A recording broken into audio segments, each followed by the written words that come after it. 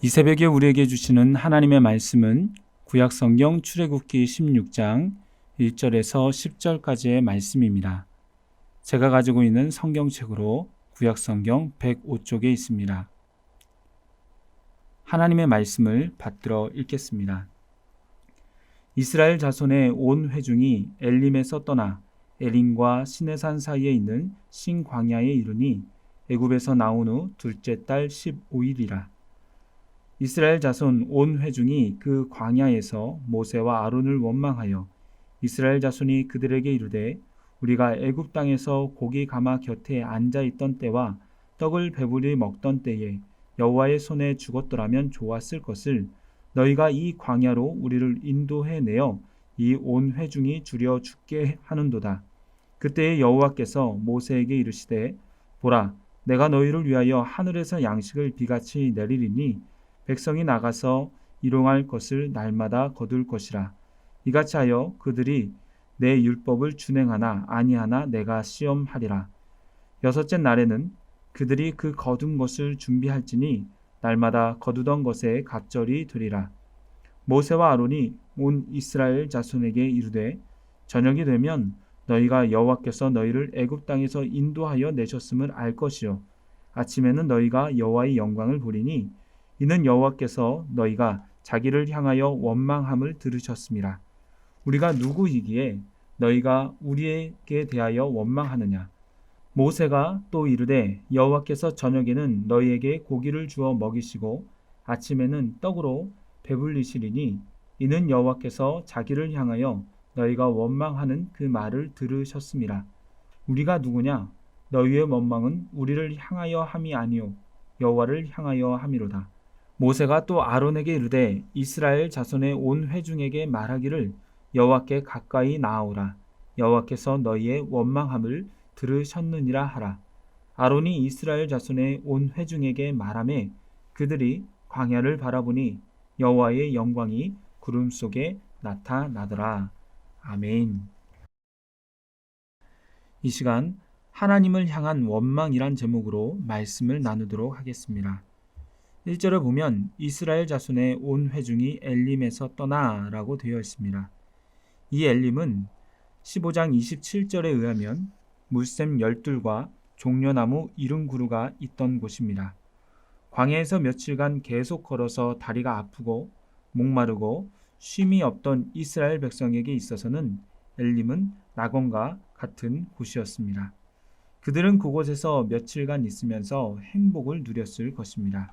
그곳에서 떠나기 싫었을 것입니다. 이런 곳에서 계속 있다면 더할 나위 없이 좋다고 느꼈을 것입니다. 하지만 그럴 수 없었습니다. 왜냐하면 그들은 하나님께서 약속하신 땅 가나안 땅으로 가야 했기 때문입니다. 어느 정도 쉼을 누린 그들은 다시 광야의 여정을 시작합니다. 그렇게 도착한 곳이 엘림과 시내산 사이에 있는 신광야입니다. 그런데 신광야에 오자마자 백성들은 불평하며 모세와 아론을 원망하기 시작합니다. 그 이유가 있습니다. 3절에 보면 우리가 애굽 땅에서 고기 가마 곁에 앉아 있던 때와 떡을 배불리 먹던 때에 여호와의 손에 죽었더라면 좋았을 것을 너희가 이 광야로 우리를 인도하여 내어 이 온 회중이 줄여 죽게 하는구나. 원망의 이유는 배고픔이었습니다. 그들은 애굽 땅에서 고기와 떡을 배불리 먹던 때를 생각했습니다. 고대 이집트인들은 다양한 음식을 먹었던 것으로 알려져 있습니다. 매년 정기적으로 범람하는 나일강은 풍성한 밀과 보리를 추수하게 해주었고 이는 빵과 맥주의 재료가 되었습니다. 또 강에서는 다양한 물고기를 잡을 수 있었으며 돼지와 소도 사육해서 육류를 섭취했습니다.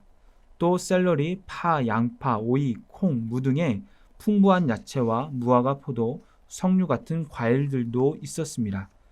하지만 아무리 당시에 풍부한 음식이 있었다고 하더라도 이스라엘 백성들이 이러한 것들을 풍족하게 먹지는 못했습니다.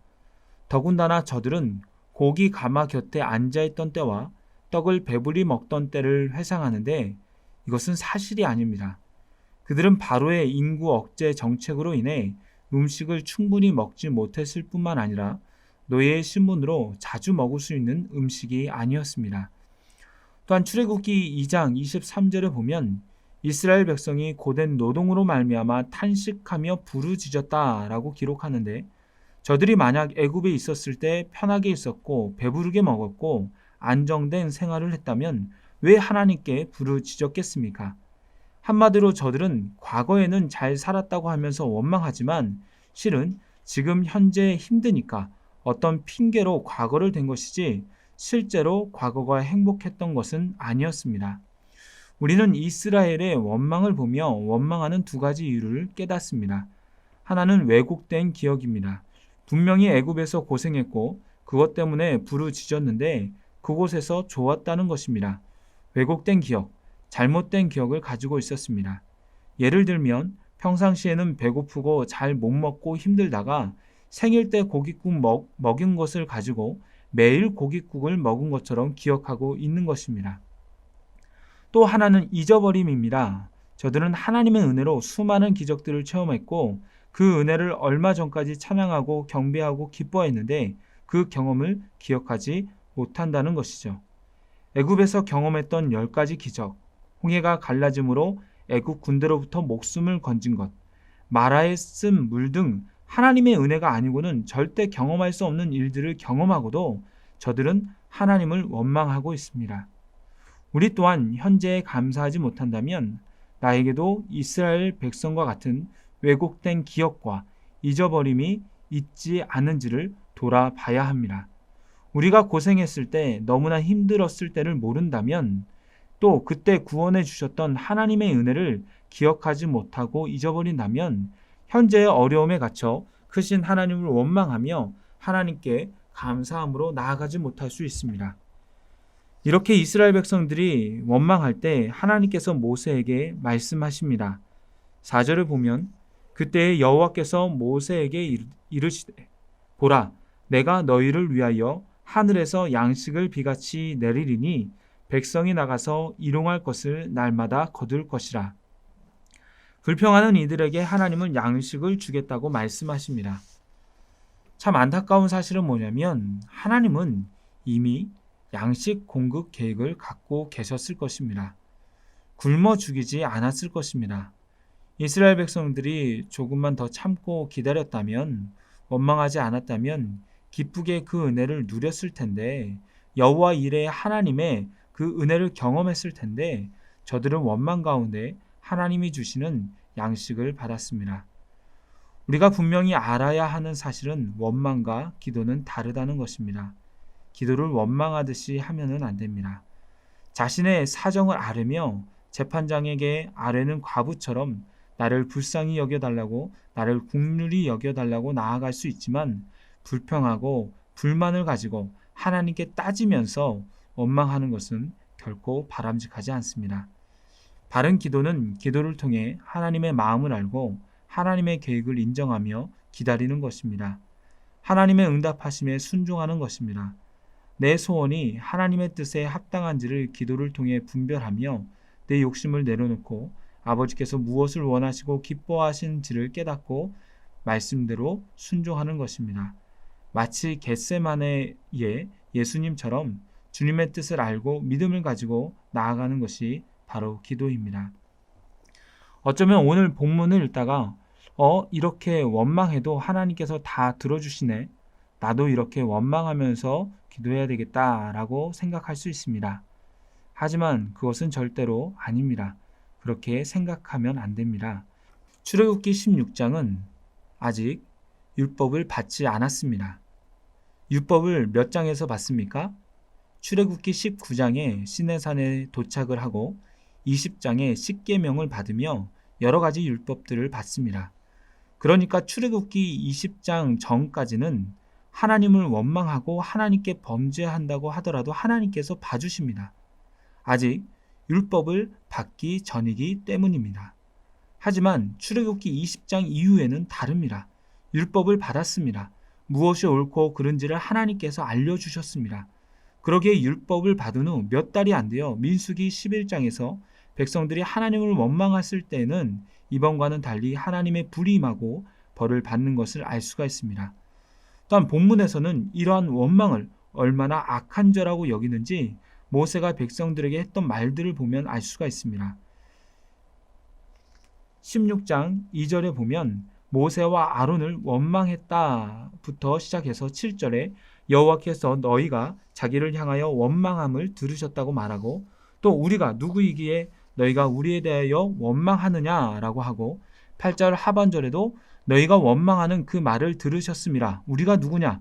너희의 원망은 우리를 향하여 함이 아니요 여호와를 향하여 함이로다 라고 하고, 9절 하반절에 여호와께서 너희의 원망함을 들으셨느니라 라고 말하므로 짧은 본문에서도 6번이나 원망이란 단어를 사용함을 알 수가 있습니다. 이것은 하나님께서 원망을 얼마나 싫어하는지를 알 수 있는 것입니다. 그러기에 하나님의 말씀을 받았고 이미 알고 신앙이 성장한 사람들은 어린아이 같이 원망하면서 떼쓰면서 불평하면서 하나님께 나아가지 마시기 바랍니다. 원망은 기도가 아닙니다. 원망하면 될 일도 안 됩니다. 오히려 어려운 상황 속에서도 그럼에도 불구하고 감사하면서 주님의 뜻을 구하면서 나아갈 때 하나님께서는 그것을 선으로 바꾸실 것입니다. 하나님을 원망했던 백성들이지만 아직 저들의 신앙이 어렸기에, 또한 율법을 받기 전이었기에 하나님은 날마다 일용할 양식을 주신다고 말씀하십니다. 광야에서 날마다 거두되 여섯째 날에는 2배를 거두므로 안식일에는 거두지 말라고 하시죠. 그렇게 하나님은 저녁에는 고기를 주어 먹이시고 아침에는 떡으로 배부르게 하신다고 약속하십니다. 아직 연약한 이들에게 주시는 하나님의 은혜입니다. 이제 말씀을 맺도록 하겠습니다. 원망하며 기도하지 마시기 바랍니다. 양식보다 더 중요한 것은 하나님과의 바른 관계이며 그 안에서 은혜를 누리는 것입니다. 기도하면서 하나님을 바라보십시오. 기도하면서 나를 향한 하나님의 말씀을 듣기를 소망하십시오. 문제에 집중하기보다 하나님께서 나를 통해 이루실 것들, 또 하나님의 음성을 듣기를 소망하십시오. 그렇다면 내 생각보다 더 크신 하나님의 사랑과 은혜가 내가 원하는 것보다 더 크고 좋은 것으로 응답해 주실 줄로 믿습니다. 기도하겠습니다. 연약한 저희를 사랑하셔서 구원의 은총을 베풀어 주시니 감사를 드립니다. 그 은혜에 감사하며 감격하며 살게 하시고 하나님께서 나를 통해 이루실 것들을 기대하며 주님 안에서 주님께 영광 돌리며 살아가게 하여 주시옵소서. 오늘 기도하며 나아갈 때에도 주의 뜻을 발견하게 하시고 하나님께 쓰임받는 것을 기뻐하며 오늘 하루도 감사하면서 살아가게 하여 주시옵소서. 예수님의 이름으로 기도드리옵나이다.